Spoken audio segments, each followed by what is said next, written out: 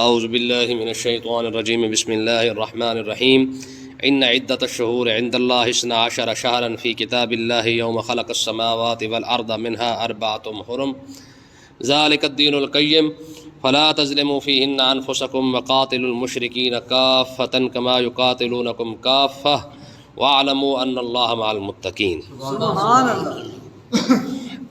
لے جی، ان آیتوں کے اندر اللہ تبارک و تعالیٰ نے مہینوں کی تعداد اور اس میں عزت والے مہینوں کا ذکر فرمایا ہے۔ سبحان اللہ۔ اللہ تبارک و تعالیٰ نے ارشاد فرمایا ان عدۃ الشہور عند اللہ 12 شہرا فی کتاب اللہ، فرمایا کہ اللہ کے نزدیک مہینوں کی جو تعداد ہے وہ 12 ہے۔ سبحان اللہ۔ اللہ کے ہاں جو مہینوں کی تعداد ہے وہ 12 ہے، فی کتاب اللہ، اللہ کے قانون کے مطابق بھی یہی ہے۔ لوح محفوظ کے اندر بھی یہی بات لکھی ہوئی ہے کہ دنیا کے اندر جتنے مہینے ہوں گے ان کی تعداد کتنی ہوگی؟ 12۔ تو اس کا مطلب یہ ہے کہ یہ جو 12 مہینے ہمارے پاس ہے، یہ 12 مہینے کسی شخص کے بنائے ہوئے نہیں ہیں، یا یہ کہیں سے اس کی ابتدا نہیں ہوئی ہے، بلکہ یہ ایک کب سے شروع ہوئے ہے اب اس کی بارے میں بتایا جا رہا ہے۔ فرمایا یوم خلق السماوات والارض، فرمایا کہ جس دن اللہ تعالیٰ نے آسمان اور زمین کو پیدا فرمایا تھا اسی دن ہی اللہ تبارک و تعالیٰ نے ارشاد فرما دیا تھا کہ میں نے مہینوں کی جو تعداد رکھنی ہے وہ 12 رکھنی ہے۔ سبحان اللہ۔ ٹھیک ہے، تو ہمیں ایک تاریخی بات مل گئی ہے یہ قرآن سے، اس کی اتنی بڑی تاریخ ملی ہے کہ آپ کوئی سوچ نہیں سکتے ہیں کہ 12 مہینوں کی ابتدا کب سے ہوئی ہے۔ تو یہ کوئی شخص یہ نہیں کہہ سکتا جی فلاں تاریخ کو شروع ہوئی تھی، فلاں نبی کے یہاں شروع ہوئی تھی، یا آدم علیہ الصلوۃ والسلام کے زمانے سے شروع ہوئی ہے، نہ۔ اللہ تبارک و تعالیٰ نے ارشاد فرمایا جس دن ہم نے زمین کو پیدا فرمایا تھا اور آسمان کو پیدا فرمایا تھا، آسمان اور زمین کے پیدا ہونے کے بعد ہی ہم نے زمین پر جو گردش ہے لیل و نہار دن رات کی ہے، ہم نے اس کو 12 مہینوں کے اندر تقسیم کر دیا تھا۔ سبحان اللہ۔ تو کوئی سوچ سکتا ہے کہ یہ کتنی بڑی تاریخی واقعہ ہے؟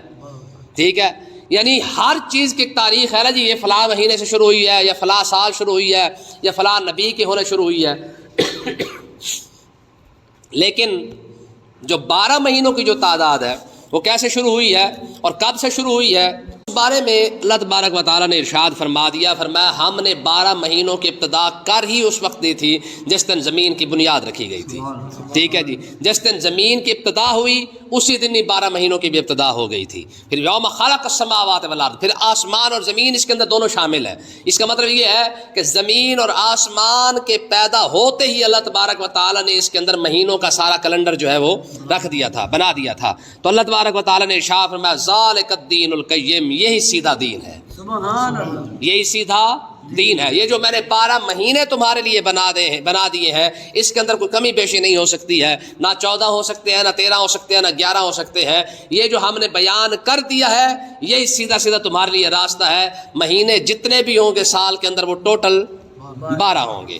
اچھا، فلا تظلموا فیہن انفسکم، یہ لفظ بیچ کے اندر رہ گیا ایک بار، منہا 4 حرم، ان 12 مہینوں کے اندر 4 مہینے عزت والے ہیں۔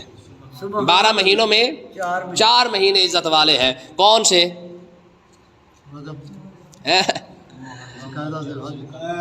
محرم، ایک اپنا ذوالقعدہ، ذی الحج، محرم اور رجب، یہ 4 مہینے ہیں۔ 4 مہینوں کے اندر جو ہے وہ یہ عزت والے مہینے کو قرار دیا گیا ہے۔ تو اللہ تبارک و تعالیٰ نے 12 مہینوں میں سے 4 مہینوں کی عزت عطا فرمائی، ذوالقعدہ، ذی الحج، محرم اور آخری ایک جا کے رجب۔ یہ 4 مہینے ہیں جن کو اللہ تبارک و تعالیٰ نے پہلے عزت والا قرار دے دیا ہے۔ لیکن یاد رکھیں یہ 4 مہینے وہ ہیں جن کو اللہ تعالیٰ نے عزت عطا فرمائی ہے۔ لیکن برکت والا مہینہ ماہ رمضان کو بھی کہا گیا ہے، وہ بھی عزت والا مہینہ ہے کہ مسلمان اس کے اندر روزے رکھتے ہیں۔ ربیع الاول شریف تو ویسے ہی برکت والا ہے۔ ٹھیک ہے، علماء فرماتے ہیں یہ سارے مہینے برکت والے ہیں۔ 4 مہینے تو وہ ہیں جن کو اللہ تعالیٰ نے عزت عطا فرمائی ہے، اور ماہ رمضان تو وہ جس کے اندر لیلۃ القدر موجود ہے، قرآن پاک نازل ہوا ہے۔ مگر ان سارے مہینوں کے باوجود سب سے افضل ترین مہینہ ربیع الاول شریف کا ہے، جس کے اندر پوری کائنات کی رحمت اللہ تبارک و تعالیٰ نے دنیا کے اندر عطا فرما دی ہے۔ سبحان اللہ۔ علماء فرماتے ہیں کہ ربیع الاول شریف کا جو مہینہ ہے اس کی برکت سارے مہینوں سے زیادہ افضل ہے، ماہ رمضان سے بھی زیادہ ہے۔ وجہ کیا ہے؟ وجہ یہ کہ اس کے اندر جان کائنات آقا علیہ الصلوۃ والسلام کی ذات تشریف لائی ہے۔ ٹھیک ہے، تو بہرحال اللہ تعالیٰ نے ان 4 مہینوں کو عزت عطا فرمائی، ذوالقعدہ، ذی الحج، محرم اور رجب کو۔ وجہ کیا ہے؟ وجہ یہ اس کی وجہ آگے بیان فرمائی. اللہ تبارک و تعالیٰ نے ارشاد فرمایا ذالک الدین القیم، یہی سیدھا دین ہے. پہلے 12 مہینے ہیں، 12 کے اندر یہ 4 مہینے عزت والے ہیں. فلا تظلموا فیہن انفسکم، فرمایا کہ تم ان کے اندر کمی بیشی کر کے اپنی جانوں پر ظلم نہ کرنا، کمی بیشی کر کے اپنی جانوں پہ ظلم نہ کرنا. وجہ کیا ہے؟ یہ ایسا نہ کرنا کہ اس کو 13 مہینے قرار دے دینا، یا 14 مہینے بنا لینا، یا 12 مہینے 11 مہینے بنا دینا، ایسا بھی نہ کرنا. ایک تفسیر یہ ہے. دوسری تفسیر یہ ہے کہ یہ جو 4 مہینے ہیں نا حرمت والے، عزت والے، وجہ یہ تھی کہ کفار مکہ اور عرب والے اگر جنگ کر رہے ہوتے نا تو درمیان میں اگر یہ مہینے آ جاتے ذی-القعدہ، ذی-الحجہ، محرم، تو ان کا جنگ لڑنا بڑا مشکل ہو جاتا، کیونکہ ان 4 مہینوں کے اندر وہ جنگ نہیں لڑتے تھے. لیکن جب لڑتے لڑتے یہ مہینہ شروع ہو جاتا تو کیا کرتے؟ وہ اعلان کر دیتے بھئی بات یہ ہے کہ اب کیونکہ ہماری جنگ چل رہی ہے تو ہم فلہٰذا یہ ذی-القعدہ جو حرمت والا مہینہ ہے اس کی حرمت کو ہم اپنا سفر کے اندر ڈال رہے ہیں. پھر وہ ذی-القعدہ کو حرام نہیں سمجھتے تھے، اس کو حلال کر لیتے، اور جو حرام والا مہینہ، حرمت والا مہینہ ہوتا اس کی حرمت اٹھا کر اگلے مہینے میں ڈال دیتے کہ اب ہم اعلان کر رہے ہیں کہ ہمارا جناب والا جو حرمت والا مہینہ ہوگا وہ اگلا مہینہ ہوگا، سفر ہوگا، ربیع الاول ہوگا، ربیع الثانی ہوگا، جمادی الاول، جمادی الثانی ہوگا. تو وہ کسی نہ کسی مہینے کے اندر مقصد کیا تھا؟ وہ کہتے تھے کہ اصل ہے 4 مہینوں کو پورا کرنا. یہ جو 4 مہینے حرمت والے، عزت والے، اصل مقصد ہے ان کو پورا کرنا. وہ خواہ کوئی بھی ہوگا، ہم پورے 4 کی گنتی پوری کر دیں گے. تو اللہ تبارک و تعالیٰ نے ارشاد فرمایا فلا تظلموا فیہن انفسکم، فرمایا یہ 4 مہینوں کی عزت ہے نا جس کو اللہ تعالیٰ نے برقرار رکھا ہے، یہ 4 مہینے وہی عزت والے ہوں گے جن کو اللہ نے عزت والا بنایا ہے. ایسا نہیں ہو سکتا کہ تم جناب والا اس مہینے کو اٹھا کر دوسرے مہینے میں لے جاؤ، دوسرے کو اٹھا کے تیسرے مہینے میں لے جاؤ، ایسا نہیں ہوگا. مطلب کیا ہے؟ یاد رکھیں کہ وہ ایک تو وہ کام تو یہ کرتے تھے نا، اس کے اندر ہمارے ہاں کیا سبق ہے؟ ہمارے ہاں یہ ہوتا ہے کہ جب کوئی چیز ہمارے مقصد کی ہوتی ہے نا ہم اس کو کسی نہ کسی بہانے سے حلال کر لیتے ہیں. ٹھیک ہے، اب دیکھیں نا کفار مکہ بھی یہی کرتے تھے. اب ان کے کیونکہ جنگ چل رہی ہوتی تھی، مال غنیمت ملنے کے چانس ہوتے تھے، تو وہ حرمت والے مہینے کی حرمت کو اگلے مہینے کے اندر منتقل کر دیتے. ٹھیک ہے، ہم بھی یہی کام کرتے ہیں. جہاں پہ ہمارا فائدہ ہوتا ہے ہم اس مقصد کے لیے کیا کرتے ہیں؟ حلال حرام والا کھاتا پورا کر ہی لیتے ہیں. نہیں کرتے؟ مثلا اگر ہمیں سود پہ پیسہ مل رہا ہو نا تو ہم اس کو سود نہیں کہتے، کیا کہتے ہیں؟ انشورنس ہے، بیمہ پالیسی. کہتے نہیں سود حرام ہے، بیمہ پالیسی تو جائز ہے نا. شراب حرام ہے، الکوہل تو جائز ہے نا. ہے جی، کسی نہ کسی طریقے سے ہم بھی حلال حرام والا کھاتا، جائز ناجائز کسی نہ کسی سے نکال ہی لیتے ہیں. تو انہوں نے بھی یہی کام کیا ہوا تھا کہ جب حرام حرمت والے مہینے شروع ہوتے تو کیا کرتے؟ وہ مہینہ اٹھا کے آگے لے جاتے. تو اللہ تبارک و تعالیٰ نے ارشاد فرمایا نا حرام وہی ہے جس کو اللہ نے حرام قرار دیا ہے، عزت والا وہی ہے جس کو اللہ نے عزت عطا فرما دی ہے. تو اس کا مطلب یہ ہے کہ اللہ اور اللہ کے رسول نے جو چیز حرام قرار دے دی ہے وہ حرام ہی رہے گی، کسی صورت میں حلال نہیں ہوگی. ٹھیک ہے، اللہ تعالیٰ نے ارشاد فرمایا وَقَاتِلُوا الْمُشْرِكِينَ كَافَّةً، فرمایا کہ جتنے مشرک ہیں سب کے ساتھ تم مل کر ان کے ساتھ لڑو.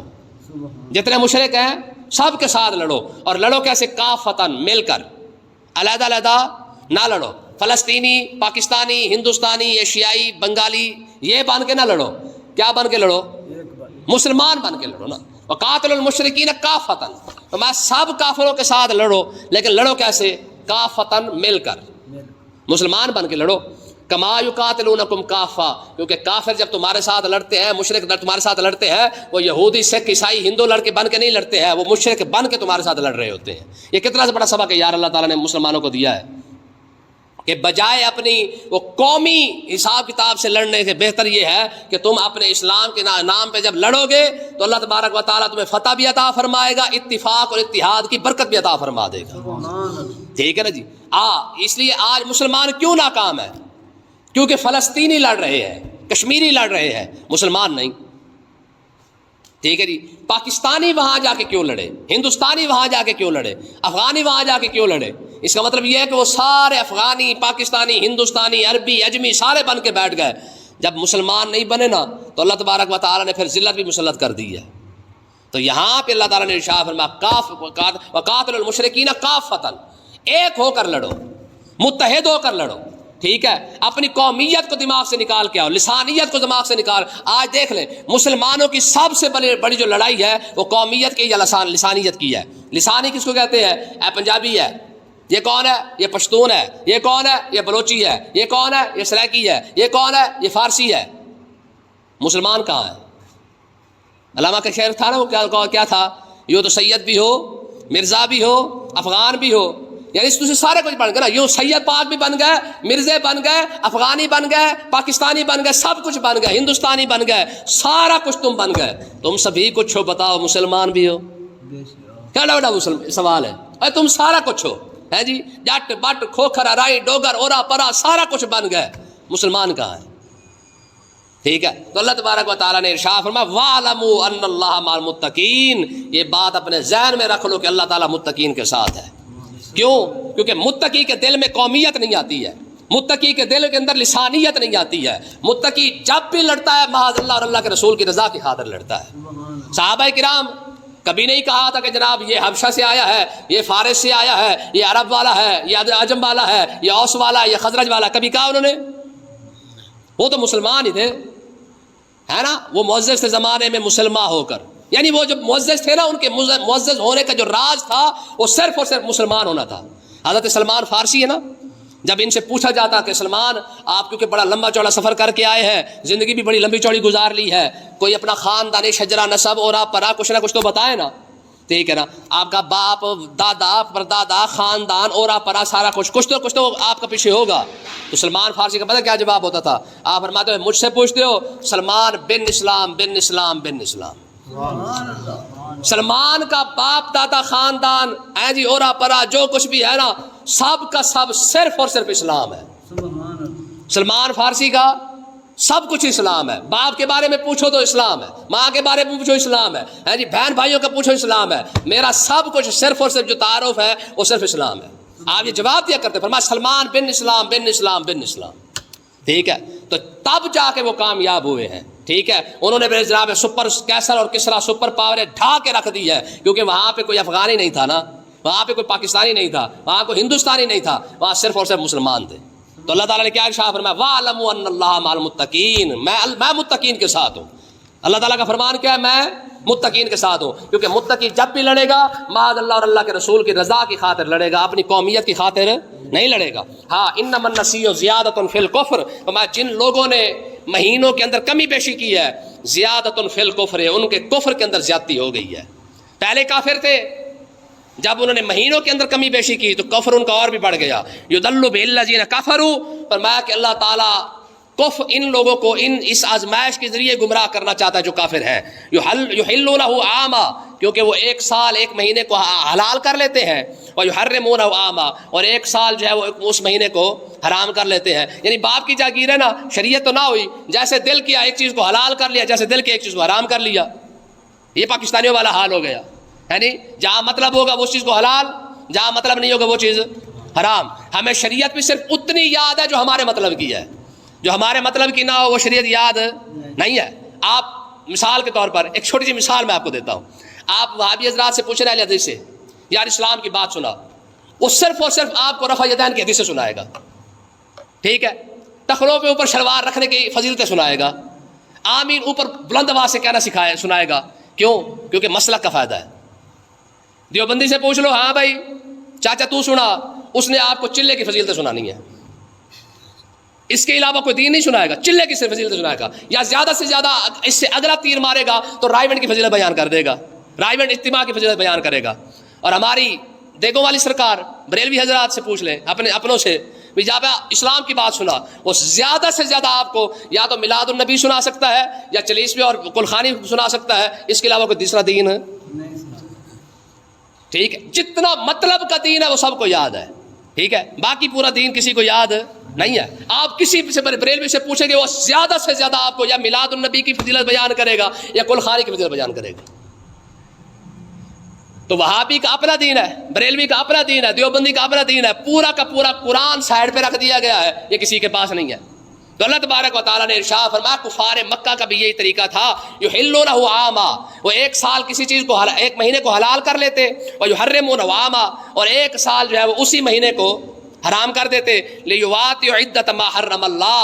اچھا ان کی دلیل دیکھیں, اللہ تعالیٰ نے ارشاد فرمایا کہ وہ صرف اور صرف عدت یعنی جو تعداد ہے ان کو پورا کرتے تھے. وہ کیا کرتے تھے؟